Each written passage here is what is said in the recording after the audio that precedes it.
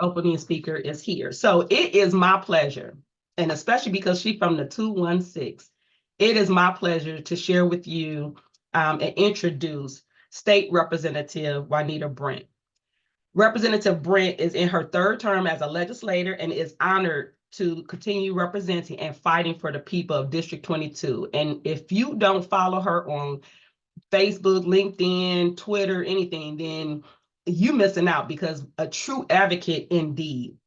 In the 133rd General Assembly, Representative Brent authored House Bill 285, establishing driver's license reinstatement fee debt reduction program. Again, if you understand what happens when oftentimes people's license are revoked or they have to go through the court system, it can be a very costly issue. And so Representative Brent's advocacy and her leadership on this bill that became law in 2020 helped thousands of Ohioans have a pathway to removing suspended driver license.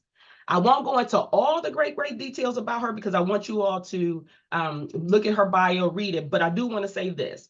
Again, coming from the area of Cleveland, she was formerly on the Harvard Community Service Center Board of Trustees.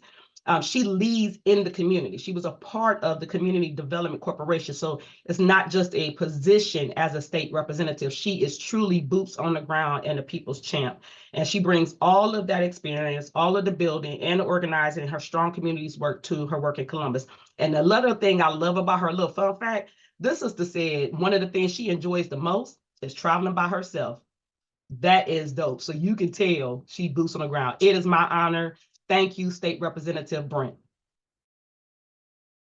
Give her a virtual hand clap, y'all.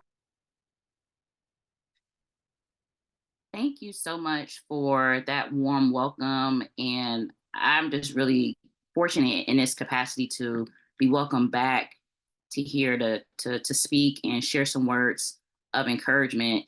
So my name is Juanita O. Brent. I just happen to be a state representative. And I always start off with that because regardless of what title you have, I'm just happen to be Juanita in the midst of all of this.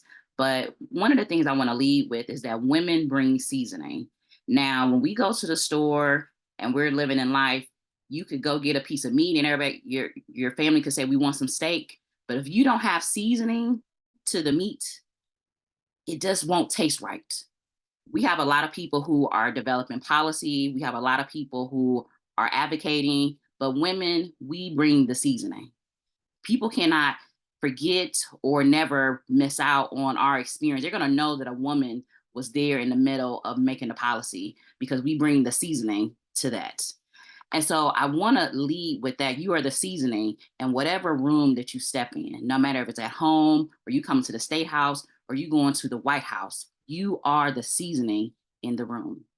And so when I decided to become a state rep, when I decided to be more involved in the space of even at the Harvard Community Service Center, where I was a president of the Board of Trustees, it was a lot of dudes. I'm just going to give it straight with you. It was a lot of dudes. No matter if I'm at the State House, I'm in my community, it is a lot of dudes who are leading. And the reason why I'm saying dudes, because there's a difference between men and dudes. We know the difference. And so when I came in the room, I had to be very intentional about inserting my presence in there, and it added a different type of seasoning, a different type of warmth when it came to that. When we come at the State House, when we look at bills that bring equity, when we look at bills that bring concerns when it comes to, equal pay for equal work, we're talking about paid family leave, if we're talking about making sure that people can be able to unionize, those are all bills sponsored by women. We bring the seasoning to that. Even when it comes to any bill that you look at from the General Assembly, it took a woman to say, we need to know the financial analysis of that. Shout out to Ryan McGlynn, who is the former mayor and former Senate Minority Leader from Dayton, who made sure that we had a fiscal analysis that everyone gets to enjoy, because she brought the seasoning, because people needed to know what is the fiscal impact of a bill. When people understand the fiscal impact of the bill, it sometimes makes you question, should we go forward with this bill or not? Because we bring the seasoning and people need to know the dollars and cents of that. And so it's what it puts me in so many different circles that every time I look at a lobby day that is happening, it's a woman leading it. And I'm not joking. They're getting ready to do a soul health day here at the State House, a woman. They're trying to do another day for people with epilepsy, is a woman. We are the seasoning. Now, a lot of times when we are seeing things happening, it might be a man who's on the cover. It might even be a man who's the president or the CEO. He might be the coup. He might be whatever have you. But women are the seasoning. And so we have to be first in a place of confidence of what our seasoning brings to everyone. You are the best flavor in the room. You bring the flavor, you bring the seasoning. But if you don't have the confidence to lead, you are the seasoning, but somebody else has put a label on you claiming it's their seasoning. You ever have a good project that you've been working on, you've been advocating for a certain policy, and you want to talk to people, and then they presented it like it's their own? Raise your hand, put your hand up if that's happened to you. You didn't got this great season and this great idea, and then somebody then came and took your seasoning away and put their label on it. Now, in the business terms, that would be copyright infringement, but some of us haven't even copyrighted it. So they can't even say they infringed upon it because you didn't copyright it as your own. And so they took your seasoning and they labeled it and they put it off as their own. This is what I see sometimes when it comes to policy. We will have our lovely lobbyists who are mostly men, and they will come with these great bill ideas. And I know this dude did not come up with it. And so as I ask questions when they're bringing these bills to my office, I'm like, well, where did you get this idea from? They're like, well, I talked to this man. I talked to this woman and she had this situation. Or we talked to these parents. And when they say we talked to these parents about this idea, they really was talking to a bunch of moms. And we decided to put all of their ideas on a piece of paper and bring it to you. The women bring the seasoning. And so how can we bring the seasoning without over-saturating the season? Because you can over-season something. I just had some over-seasoned chicken last night, and I had to throw it away. And I told my cousin they're going to have to reconsider doing fried chicken because they was over-seasoning this fried chicken real bad. We can over-season too. And so we got to figure out how do we proportionally make sure our presence is felt in these policy spaces when we're advocating and when we are leading to make sure that it's done effectively. One way when we are doing policies is some basic stuff. Put your name on it. I went to a space where the United Way had an event and they brought in all the top nonprofits here in Cleveland all in one room. And it was a different variety of people, but it was one lady in particular I remembered. And the reason why I remember, because she put her face on her email for the policy she sent to my office. Put your name on it, put your face on it. Let people know it's coming from you, not just some mysterious, mystery item, a policy idea that came. And so when I came and I met with United Way, I said, well, I know she, and I was able to point to the lady, I know she did this policy because she sent it to me and because she put her face on it. You are the seasoning and you have to copyright it all through the steps.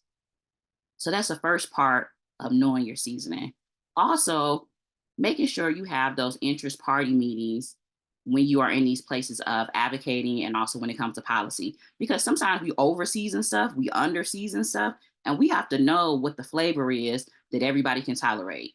As a person who's had to cook Thanksgiving dinner, everybody got that one person in their family that got high blood pressure, so you can't put too much salt. You got another person who likes things that's very spicy. So you got to figure out how can you season something, even when it comes to policy of advocating, that everyone their taste buds can allow. And so that is the good purpose of having interest party meetings, because you got the seasoning. Now we got to make sure that it's seasoned well enough that everyone can taste it and receive it within their palates. So having interest party meetings for whatever great idea you are having is vital, and it should never be ignored. A lot of us are probably the smartest people in the room. For you to even be sitting here today, you are probably the smart one in your circle. I'm serious. You've taken the time out of your day. You're enriching yourself, and we're all listening to each other. You are the smart one. You are the smart one. But even with you being the smartest person in the room, listening to other people to determine how much seasoning you need to put into that policy or how you should advocate is crucial to how we function in this space. One of the deal breakers to me when someone brings up policy that they had is that they didn't have an interest party meeting. It comes dead on arrival. How can I, as a legislator, move forward with something that you have not checked with other people? You haven't seen how this is going to be effective. You have not seen how financially it's going to affect people. Who's going to be able to actually implement this program? What other programs is going to be able to affect? So whatever your season is, you need to know how that's going to affect in people's lives. We don't want auntie blood pressure going up because you put too much seasoning in it. So we have to know how our policies affect everyone else in that process. So even though you are the seasoning, we don't want to over season it, and we don't want to under season it where people don't actually taste the goodness of what you're trying to get done in that place. The second thing of outside of having an interest party meeting is then also making sure you show up. Now, like I got to the point before about people having lobby days, there are a lot of women I know who are pushing these different things that are coming to the State House, but they're sending dudes to be the messenger. One dude after another dude, after another dude, after another dude. And so just even being at the State House, I just started literally just posting up pictures of who I'm having a meeting with. It's men. It's men. They might have a woman that's there, posed as an assistant, but it's really, she's the seasoning. She's the seasoning. And she's the one actually coaching him while we're in the meeting. So showing up is very important. Don't let somebody box away your seasoning and show up with it at the State House. And that is what's happening all the time. And somebody's probably thinking like, why is she talking so much about seasoning? Because everybody should have seasoning on their food. If you are not seasoning your food, it's a problem. And just like you season your food, you should be, your presence is a seasoning that people should be able to remember and taste wherever you go. So when you come to the State House, make sure that is branded, make sure that it is complied in such a way that it can be attributed to you. I don't see that enough, just coming from my stance of once being a person who was advocating when I was on the board of trustees to now even being a legislator. Women are not advocating for their ideas like they should. We give our ideas away, not so much giving ideas to show that this is what we've been working on within this space.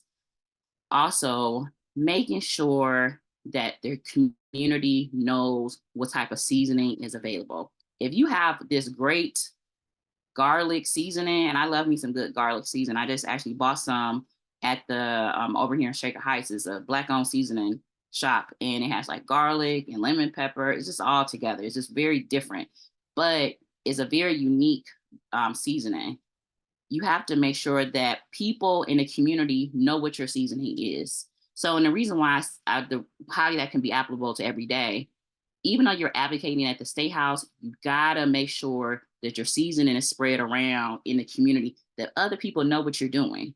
If you're working on this great policy for housing, make sure that the people in your community know about, the people in the housing realm know about your policy that you are working on. Share this seasoning that you have going on so other people can taste your seasoning in the community. It's great to have it brought, the policy brought, but it's also great that other organizations are familiar with your seasoning and that they're able to taste and experience the seasoning that you are bringing.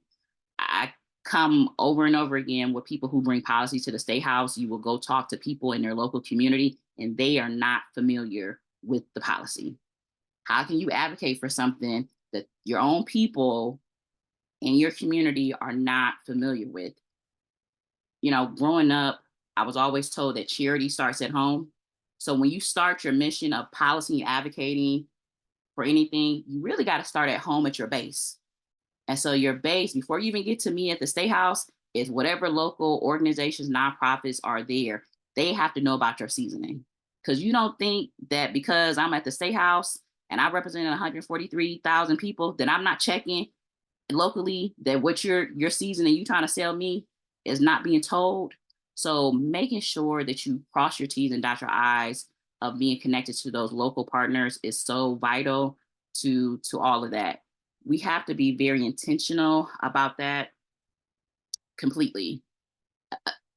And the reason why I brought that back, because when we talk about the seasoning at the State House, people are going to ask you, who are your partners? Who are your allies that you are working with? And so as much as we have people who are coming up with these great policies, you have to have these local allies, even national allies, that have experienced the seasoning that you are bringing with this policy of things that you are advocating for. Also, just being very intentional about seeing things through and not being defeated. I am in my third term right now. There are bills that I've introduced every General Assembly. I'm a product of kinship care, which is a form of foster care. And I'm about to introduce for the third time, the kinship bill of rights. And I'm just going to keep doing it. I'm going to keep doing it. And I'm going to keep doing it. And I'm going to keep doing it. And I'm going to tell the governor, because even if I can't get the bill passed in the whole form, I'm going to tell the governor, hey, I know you're trying to do things with foster care, which he is, and he has been doing. I can't get it passed within the General Assembly because the politics of things are problematic. Can you put some of this bill inside of what you're doing? So being a good leader in this space is saying, even though I'm introducing this way and I'm going to keep on introducing to this big iceberg get done, we also have to find partners that maybe can do that executive order or can make that direct change within itself. But people can only stand with folks who are consistent with their work. Imagine making great pumpkin pies or great sweet potato pies. I don't even eat pumpkin pies. Great sweet potato pies. Let me go with that. Imagine making great sweet potato pies, but you're not consistent with your seasoning. You make them sometimes now. The other times they don't taste that good, and people, they tell you not to bring them for the holidays. It's lack of consistency. So if a certain topic is what you are fighting for, the importance of being consistent with bringing that to the forefront is crucial. I've sat down with so many people, and I've even had to tell myself, it's nothing wrong with reminding people what you are fighting for. We are in spaces with people who sometimes want to sit us down. They want to sit us down. They want to box us up, and they want to put us in a corner. Don't let somebody box up your seasoning. So many of you guys have so much ability. We don't even want to say potential, because you're living in a kinetic energy. We know there's a difference between potential energy and kinetic energy. You're living in your kinetic energy of the seasoning you bring into all these things. We just got to make sure you are executing it and being consistent with it. I want people to drop in the chat something that they have been fighting for, that they've been taking a long time. And I'm doing this intentional with this. And then I want to put down a number of how long you've been fighting for it. So as you are going through that, I want you to really think to yourself, what have I been fighting for? What am I connected with that I'm going to keep fighting for? I'm going to keep showing up, no matter if it's in my work, no matter if I have to do a lobby day or policy that I might need to be writing. How long am I willing to be committed to this? Because if you are not willing to be committed to it, then how would you expect other people to implement it if you are not committed to it? So being committed to the seasoning that you are, to the blessing that you are, all the abilities that you have, if you are not committed to it, why would somebody else believe in it? And so I'm seeing so many great answers. I'm thank you for just putting the answers in here and pulling it up right now. That said, quality childcare for low and medium income. Yes, we definitely need that. Growing my departments, improving programs for financial wellness. I'm fighting for criminal justice reform for people of color. And so it's so important that you know what you're fighting for. 5 years. Okay, Ashley, you've been doing this. So 30 plus years, Michelle, we're gonna have to get you a whole team, because we will forever be fighting for childcare, and we got to work like a fist and not a bunch of big fingers. So I'm gonna follow up with you later. I'll make sure I get you my information, because I'm working on some stuff for childcare too. Reduction in Black infant mortality. Yes, I introduced a bill for Black Maternal Health Week that passed in the House, and that's something I keep on introducing every General Assembly. It's consistency, because nothing happens overnight. And like we said at the beginning, your seasoning has to sometimes be, you put a little bit more, put a little bit less, but you got to figure out what that balance is to get things across. If we went through everybody's situation of what they're fighting for, more Black women see streets, that's so important, very important. Okay. All of these are long amounts of years, like a lot of years. When we think about the concept of women getting apartments, did you know that about 40 years ago, women could not get apartments in their names? I think it was like 1976. Justice Ruth Bader Ginsburg. Hold on, I feel like I'm not seeing her. Somebody can just put her name out, but the former justice put it out there so women can be able to get apartments as well as credit cards in their name. Think about a time where the only thing a woman could do was go from her parents' house to her husband's house. It came for a woman not running, but becoming the Supreme Court justice and saying that the quality of life of women has to change. She brought a different seasoning to the Supreme Court. And so when we think about when we step in these rooms and what we are advocating for, how the seasoning, how the room changes, how the feeling, the taste of everything changes because of what we are doing. So we have to just be consistent with what we're doing. And then we got to make sure we got some allies, because the road is not gonna, it's probably gonna be long, but we have to make sure we have some allies who appreciate the seasoning that we bring to the room. So I remember at the beginning of all of this, I wanted to make sure we have some time for questions too, as we are going through this too. So we brought up some things that we are all advocating for, and you guys are just awesome. I'm seeing 10 years, 7 years. I mean, most people are here 30 years working on stuff.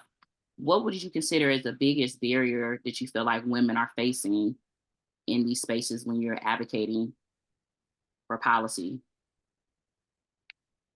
You can put it in the chat.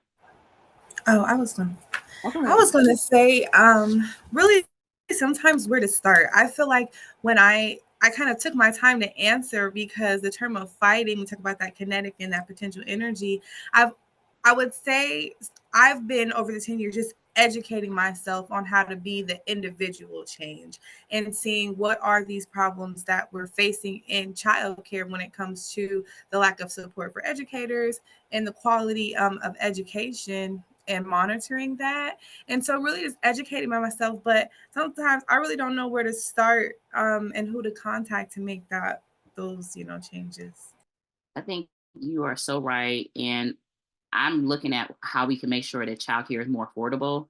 But I couldn't just look within. I actually went all the way to Tennessee to see what they were doing. I went and talked to a colleague in Oklahoma to see what they were doing. When I talked to another colleague in South Carolina to see what they were doing, because even though I think my seasoning is great, it's some other people with some really good seasoning and they are doing really great things. So sometimes just looking at to see what people are doing in other states on a more national basis and building up allies that way has been a place of how I've been able to do things. I just had Senator Oliver, who was in Tennessee. She had like a whole child care package, and I'll share it with you. I'll put my email and I'll share it with you.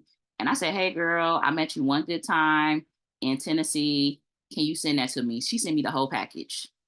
And so I think there is just I think somebody's sharing their screen. I think there is just a ability to be able to connect with people who have similar goals as you. So since that is something you're working on, I would be more than willing to show you what I'm working on, and we can be allies together. Well, I want to take a quick pause so we can, first of all, just honor State Representative Juanita Brent. If you all can give your virtual high fives and hearts. And the reason why she is one of OUCAN's favorite is because she comes from the community. And as a network that represents 56% of low-income Ohioans, Sister Brent, if I could say that, but Representative, but Sister Brent gets it. And as you all understood and heard, it's the seasoning, it's the consistency, the intentionality, and you got to have your interest party meetings and your allies in the community. And Representative Brent never disappoints in her leadership and her advocacy for us in the state, from the ground all the way up. So I just want to say thank you. And we got your back, right? So all you need to do is continue to call on your OUCAN sisters, and we got your back. But thank you again for always being available and present for us and educating us on not only what's happening at the State House, but where is our participation on the ground and leading up to the policies that make Ohio a better state for us all to live and work and play. So thank you so much, Representative Brent, for being with us this morning. Let us know if you want us to send you some follow-up information, because we got a lot of good policies over here in this chat. Yes, definitely. So we would capture that and follow up with you. I appreciate this opportunity. Please stay in contact. That's my real cell phone number.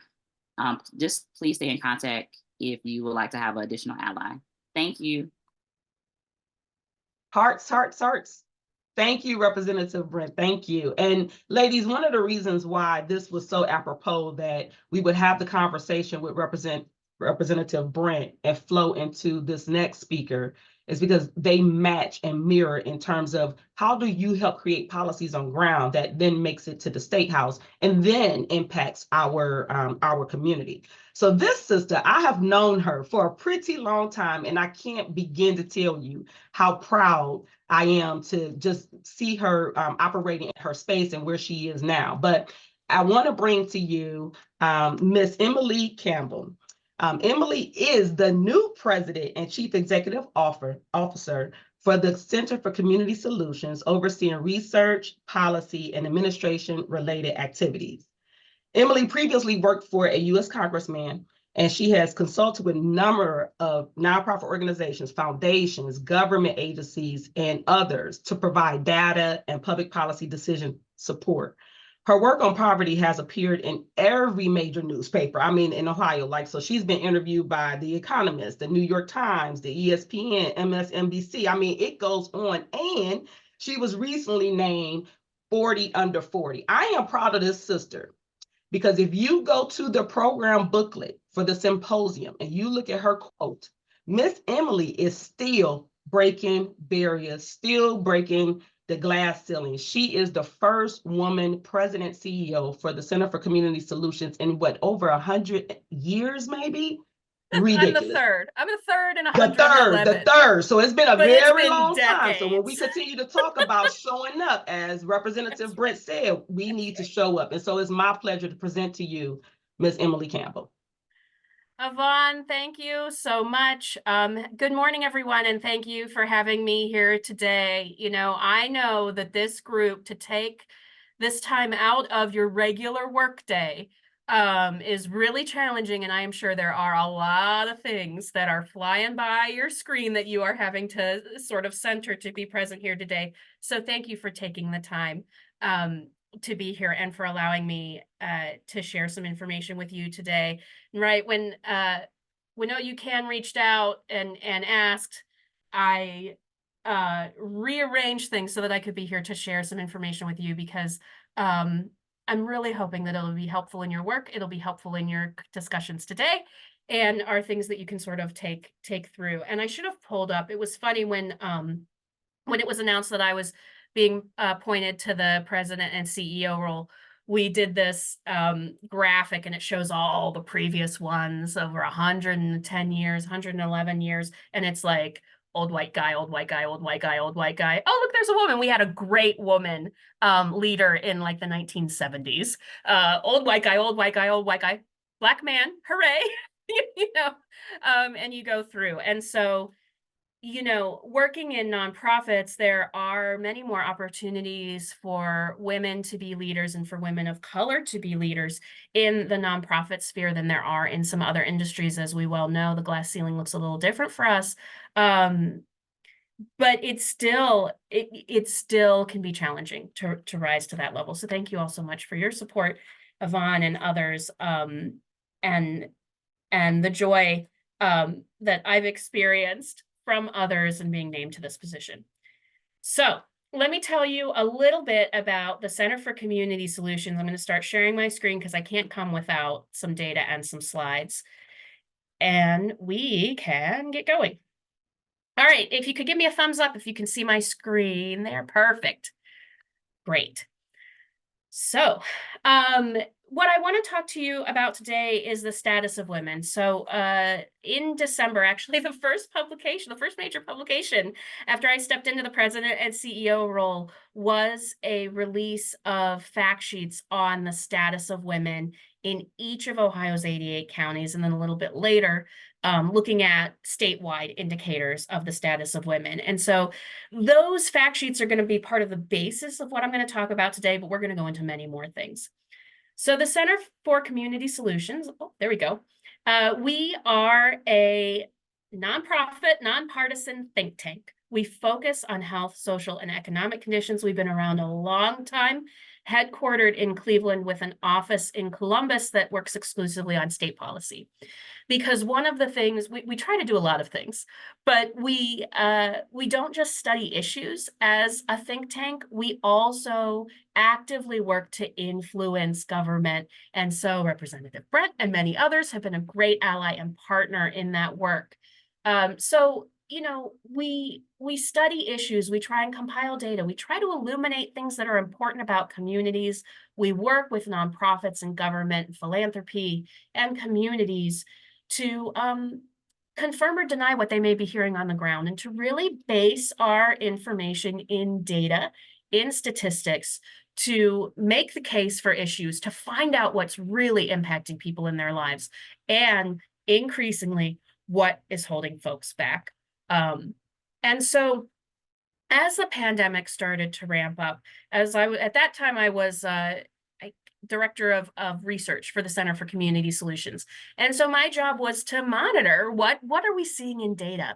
And I and the team started to notice a really concerning trend. And here you can see a headline from a blog post that we published in August 2020. Is the status of women getting worse in Ohio? Preliminary health and economic data shows reason for concern.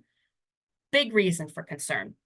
In the early months of the pandemic, more Ohio women than men reported that they delayed getting medical care because of the COVID-19 outbreak. A separate survey from Kaiser Family Foundation found that those who skipped care for themselves or a family member because of the pandemic, 11% said that the person's condition worsened as a result of the delayed care. So in those first months of the pandemic, if we apply that percentage to the number of women who are estimated to have delayed care, the health conditions of 250,000 Ohio women could have gotten worse.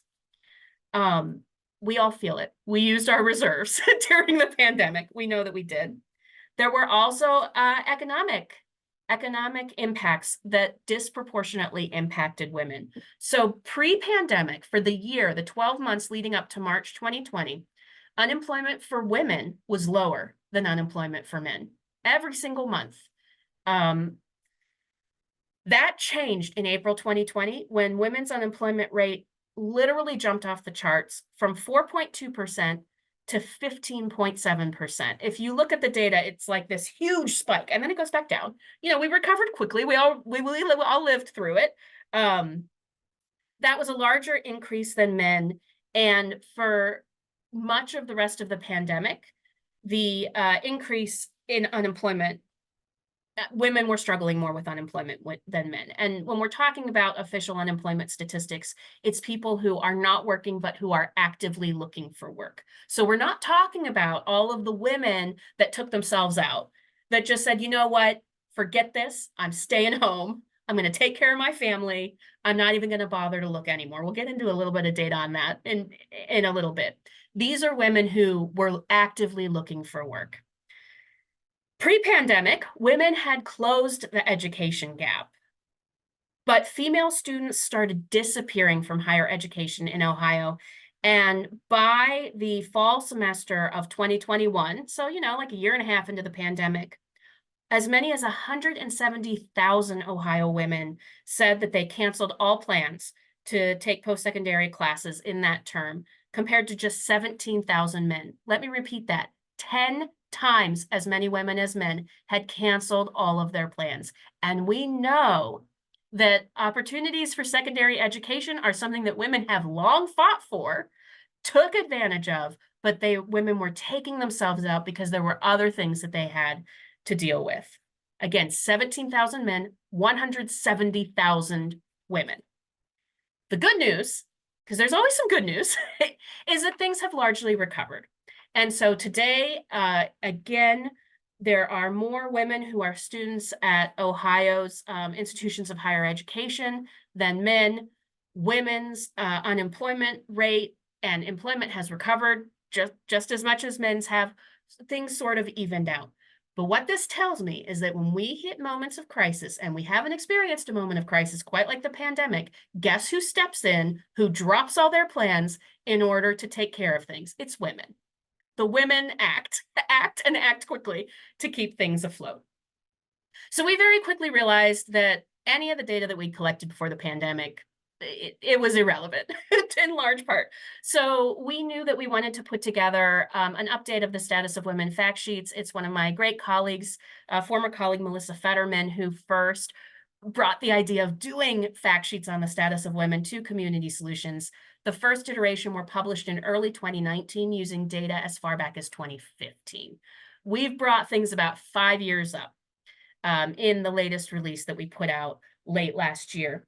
So as I mentioned, we looked at each of Ohio's 88 counties. There's a fact sheet for each of them, and you can see the link down there, and I'll drop it in the chat in a few minutes, where you can go and take a look at the data on the status of women and girls in the county that you are working in, or the counties that you're interested in, or the whole state. The special thing about the status of women fact sheets is that we scoured all the data sources. We looked for everything we possibly could. And ultimately, these fact sheets for every single county pull together 160 indicators of the economic, health, and social well-being of women and girls. For each of the 88 counties, the data comes from more than a dozen credible, reliable, timely sources. So we're pulling everything together all in one place to try and get a picture of what is facing women and girls. Now, unfortunately, there's not a lot of great data broken down by race and ethnicity available at the county level that's broken down both by race and ethnicity and sex or gender. So to look at that, we needed to go statewide. So we also put out a longer statewide fact sheet with more indicators and breakdowns by race and ethnicity.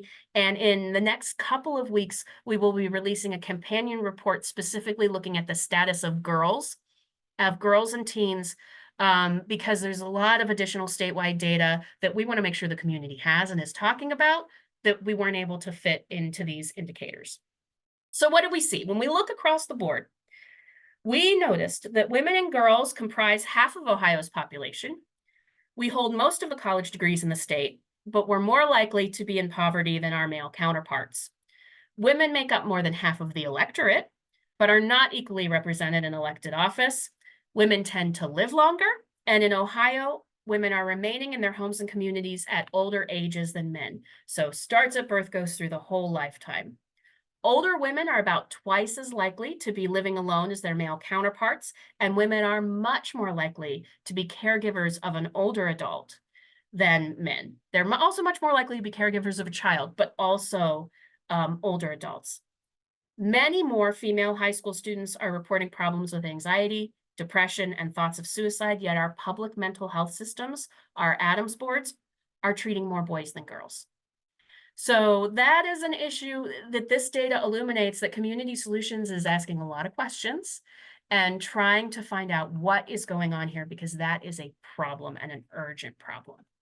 So looking at some of the data, I wanted to share with you race and ethnicity. I know that this group works in a lot of the urban counties. You can recognize your county there on the map.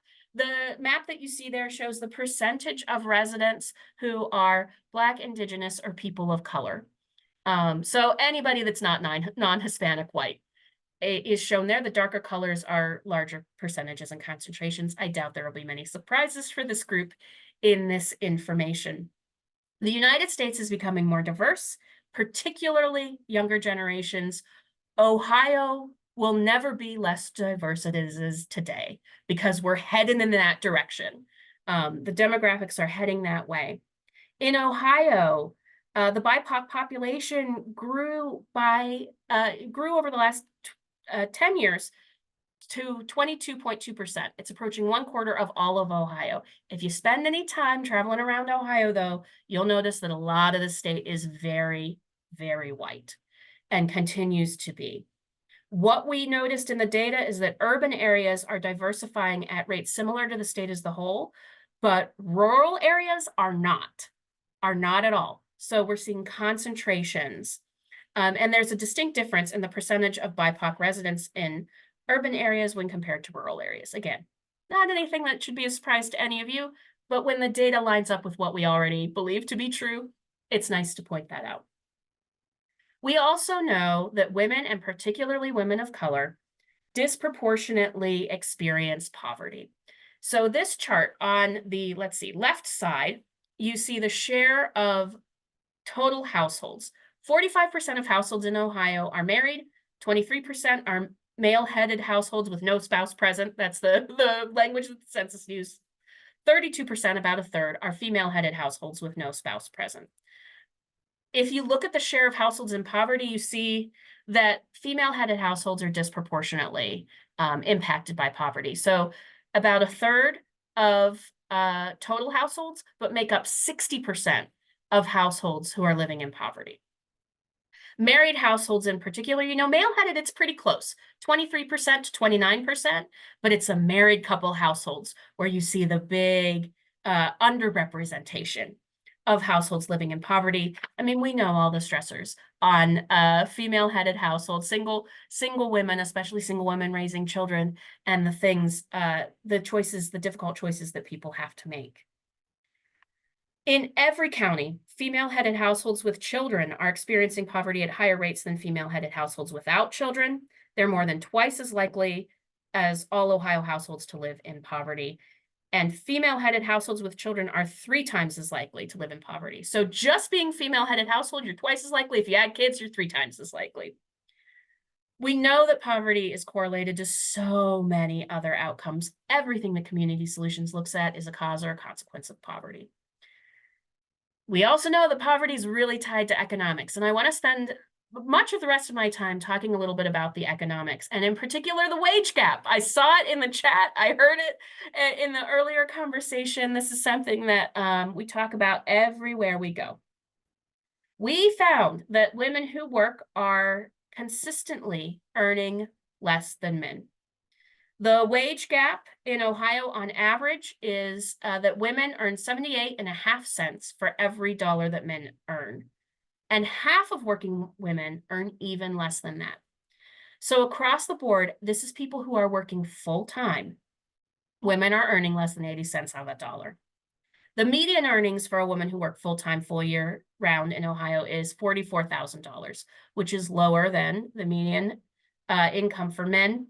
If we break it out by race and ethnicity, we've got white men, then white women, then let's see, who is next?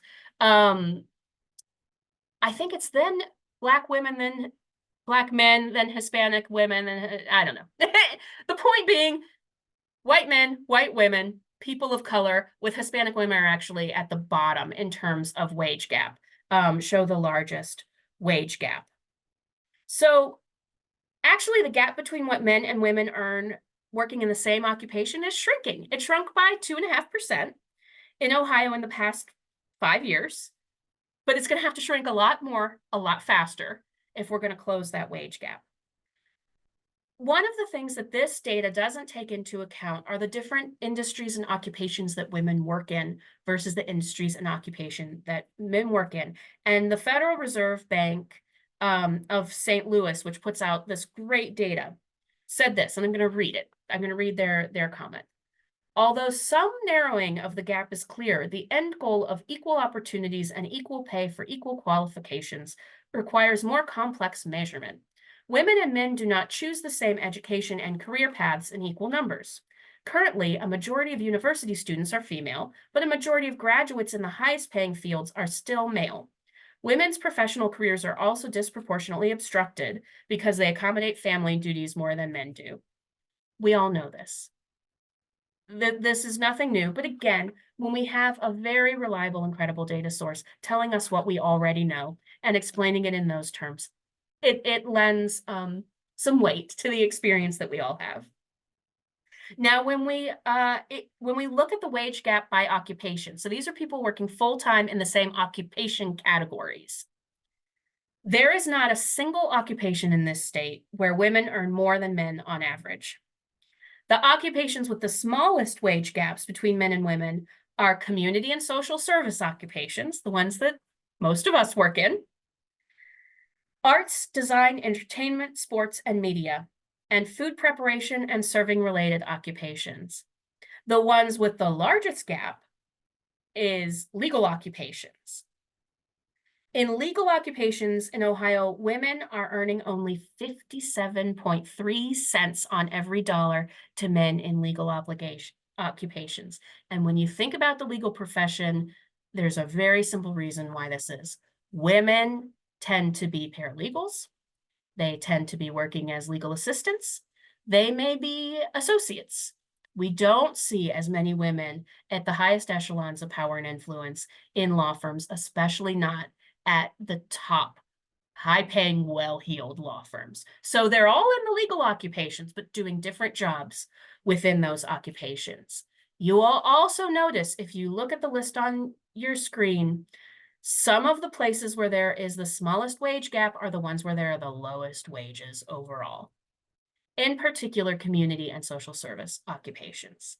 So yeah, there's a small gap, but nobody's getting paid very well. Men aren't getting paid very well, women aren't getting paid very well. As the St. Louis Fed said, family and childcare play a role in this. This is brand new data that I pulled literally yesterday to share with you, today. Looking at childcare and work, it comes from the U.S. Census Bureau's Household Pulse Survey, shared for all of Ohio. It was collected in January and February of this year, so very recently. What this data shows, and let me pull up the exact numbers if I can.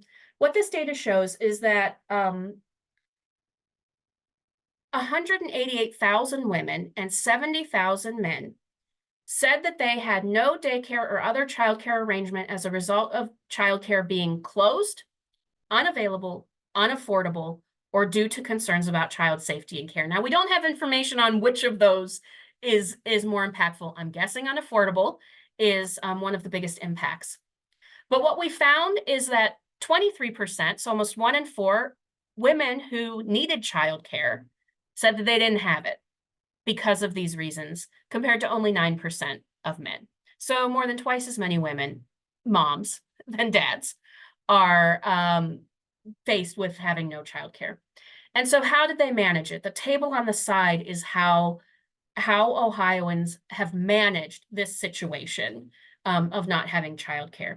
And you can see the numbers are higher in every category for men or for women than they are than men, except other, which could be, I just relied on my spouse to take care of it for men. We don't know the reasons for other. But in particular, I want to point out that no men said that they did not look for a job in order to care for the children, they left a job in order to care for the children, or they lost a job because of time away to care for the children. But about 80,000 Ohio women said that that was the reality for them. Or they could pick several of these. So we'll just say at least 40,000 women said that this was the situation. They didn't look for a job, they left a job, or they lost a job because they didn't have childcare. This is a serious issue for our economy and for families, and something that we will be talking to state legislators across the political spectrum about, and talking about it in different ways to different people, because we've got to use some different tactics in order to talk about this. So I also want to talk about mental health, because this is an area where the data is staggering and it is depressing, to almost use a pun. Girls are not all right. If you have young women and girls in your life, please check on them, support them. They need help. They need help. 28% of high school girls in Ohio reported having been electronically bullied in the past 12 months, compared to only 10% of boys. Again, 28% of girls, 12% of boys. These rates are significantly higher for middle school students. Almost 40% of middle school girls in Ohio reported having been electronically bullied, and compared to 21% of boys. So again, it's double, but 40% of middle school girls. Again, please, please check on and support the young ladies in your life. This is from Ohio's Youth Behavioral Risk Survey from 2021. Over half of high school girls in Ohio reported feeling sad or hopeless for almost every day for 2 or more weeks in the last 12 months. Real struggles.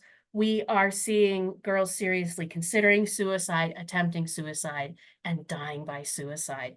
It is a rising problem, and you know, it is one where personal touches can make an enormous difference. So again, please, this data it's hard. It is hard to look at.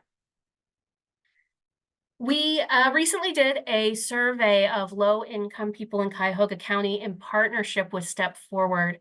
We're releasing that data under the title Poverty Speaks. I think we're through 3 of 4 blogs that'll be up on our website. Please go to communitysolutions.com and Google Poverty Speaks to see all of that. One of the things that we found is that a greater proportion of women reported needing help than men for mental health. But 54% of women who reported needing help were able to get it.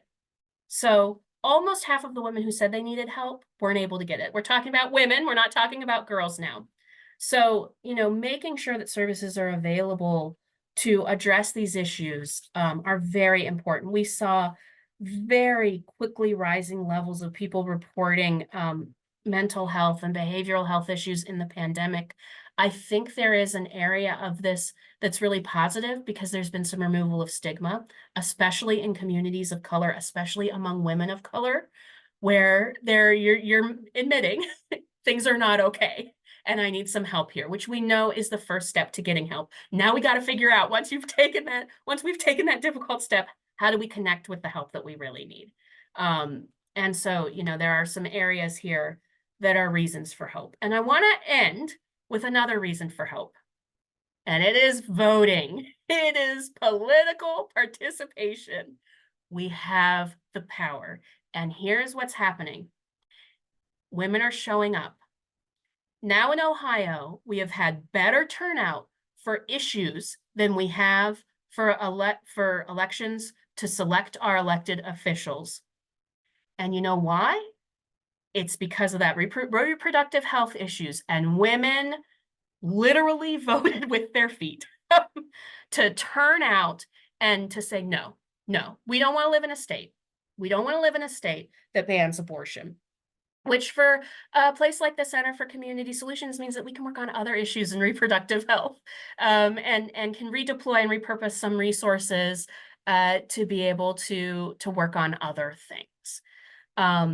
More eligible women in Ohio, women who are eligible to vote in Ohio are registered than men. More women vote in Ohio, registered women vote in Ohio than registered men. And so we have an election. It's less than a week away. If you haven't voted already, please be sure to turn out on March 19th and make your voice heard in the election. The best way to change some of these circumstances and conditions, or one way, maybe not the best way, is to change who's representing us and make sure that they represent truly represent our interests. And women have the power, if we only use it, to go ahead and do that. The other thing I'll mention is that there are a number of health and social service levies on the ballot across the state. Here in Cuyahoga County, it is issue 26, the Health and Human Service Levy. There's, I think, 12. My colleague Kyle Thompson has written about all of them across the state, and I can maybe when we're done drop in the chat a link to that so you can check and see if there's one on your, I mean, you probably all know, you work in these things, you know if there's a levy on your ballot, but make sure that we support those locally generated flexible resources for addressing a myriad of health, social, and economic issues. So with that, I will end. I will stop sharing, see what's in the chat, and see what questions you may have. Oh, you all are so good. You posted You posted the website right there in the chat for me. I Oh, didn't even have to do absolutely. it. We got you, Thank you. Emily. We got you. I told you, the girls got your back. We got your back. Right, First right. of all, while we are thinking through the questions, because I know there's some good steamy questions maybe coming up, Emily, I cannot begin to tell you how proud of you I am. I have watched your career over the years. Your footprint, my sister, is very, very solid. That status of the Women in Ohio report is exemplary. It is one of the best reports. I'm a kind of a policy wonker. I know there's some I other know you policy are. wonkers on the Zoom. Without work like what Center for Community Solutions is doing, Emily, her colleagues, they're pulling together the kind of messaging, you all, that we need on the ground. We need to know this. We need to know that registered women, eligible registered women, 75%, we are going to vote. We need to adopt that lexicon and put it in our regular language, so that as we're talking to not only just our colleagues, but when we're going to the State House, or if we're talking within our organizations to try to improve policies, this is the kind of information you need. So if you're not already following the Center for Community Solutions, please do get their newsletters, download it, all that kind of great stuff. So I'm going to stop there, Emily, because you do have a really good question. And we'll take one or two, but you do Sure. have a good question over here, Emily. Any ideas on how to get more women to run for political office? Ooh, that's a good question. Before I answer it, I want to say one thing about the status of women. It's not me. I mean, I'm presenting it to you today, but there's an amazing group of, frankly, women and one man who work to pull it together. So I want to recognize my colleagues Susanna Teese, Angela Marr, Patty Carlisle, and Madison Van Epps, and Alex Dorman. He's we let him in sometimes, who did the work to pull that all together, and really an amazing team that's doing that. Okay, so any ideas on how to get more women to run for political office? I started my career working for a US congressman, and what I learned from that is that in order to put your name on a ballot, you have to have a certain level of ego, and you have to want to see your name on the door, and you have to want to put your family through the scrutiny that comes with it, and to be sort of like confident enough that you'll just let it roll off your back. I think that's harder for women than it is for men. And I think it's harder sometimes for women to put their families through some of that scrutiny than it is for men. And so, I think when I'm talking to women in the policy sphere, it's about the impact that we can have. Right. And you just heard from one of our amazing state representatives who is in there working every day, doing it, putting her name out there and working on behalf of her community and really all of our communities for these kinds of things. And so I think, making some of the comparisons between the risks and the challenges and the potential impact is where we can start to think about how do we really make a difference. And what I'll also say is that, it doesn't have to be big political office. It can be smaller political office too. I mean, we do see more women serving on school boards, serving on city councils, serving in county administration, working in some of those areas. And that's where it starts. We all build our careers, and often serving in an elected office at a local level can build. And some people decide it's not for me, and that's okay too. But, I think just throw your hat in the ring. Even if you don't win, you'll learn something important. And really, there's no better way to get your name out there than putting it on a ballot. I'll say that my colleague at Community Solutions, Kate Warren, she ran for Cleveland City Council. She didn't win, but parlayed it into an amazing opportunity to work for city government, and learned a lot through that process. Great question. She sure did. Yep, Kate did a great job. Mhm. And I'm glad you ended on that part, Emily, because oftentimes, even if you, like you said before, it may not be a state office, but there are so many local opportunities for us to put our name out there. And even if we're not necessarily successful, we still impact the changes because your platform has a voice. Your platform lends itself to other people. And so, yeah. So again, Emily, thank you so much for being here, squeezing us in your big time president and CEO schedule. We love you for it. Thank you so much. We appreciate it. Absolutely. Thank you again for having me. Absolutely. Thank you, Emily.